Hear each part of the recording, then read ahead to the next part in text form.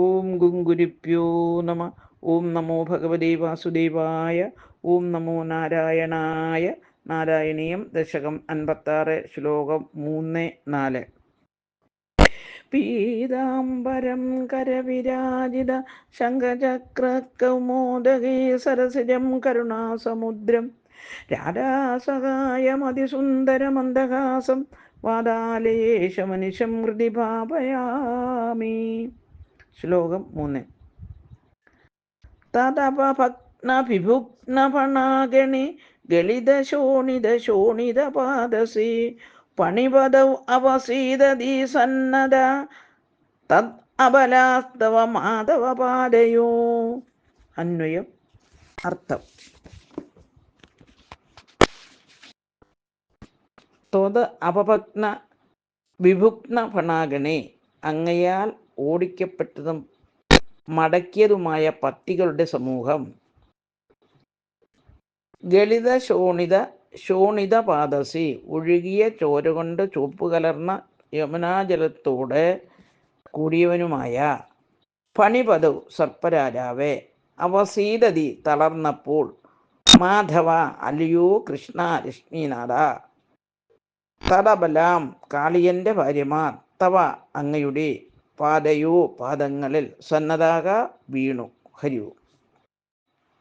സാരം. ചവിട്ടേറ്റ് പത്തികളൊടിഞ്ഞു ചാഞ്ഞ് രക്തമൊഴുകി ചോര കൊണ്ട് ചുവന്ന യമുനാജലത്തിൽ മുങ്ങി കാളിയൻ തളർന്നപ്പോൾ കാളിയ ഭാര്യമാർ വന്ന് ഭഗവാന്റെ കാൽക്കൽ പതിച്ചു. ഹരിയോ. ഓം ഗുങ്കുരിപ്യോ നമ. ഓം നമോ ഭഗവതേ വാസുദേവായ. ഓം നമോ നാരായണായ. ശ്ലോകം 4. അയി പുരൈവ ചിരായ പരിശ്രുത ത്വദനുഭാവ വിലീന ഹൃദോഹിതാഹം മുനിഭിർ അപ്യനവാപ്യ പദൈസ്തവൈൻ നുനുപൂരീശ പവന്ത അയന്ത്രിതം. അന്വയം. അർത്ഥം. ഐ ഈശ, അല്ലയോ ലോകനാഥ. പുരായേവ, പണ്ട് തന്നെ. ചിരായ, വളരെ കാലമായിട്ട്. പരിശ്രുതത്വദനുഭാവ നിലീന ഹൃദ, നല്ലവണ്ണം കേൾക്കപ്പെട്ട അങ്ങയുടെ മഹത്വത്താൽ അങ്ങയിൽ ലയിച്ച മനസ്സോടുകൂടിയ. താ ഹി, ആ നാഗ ഭാര്യമാരാകട്ടെ. മുനിഭി അഭി, മുനിമാരാൽ പോലും. അനവാപ്യ പഥൈ, പ്രാപിക്കാനാവാത്ത മാർഗത്തോടു കൂടിയ. സ്തവൈ, സ്തോത്രങ്ങൾ കൊണ്ട്. ഭവന്തം, അങ്ങയെ. അയന്ത്രിതം, തുടർച്ചയായി.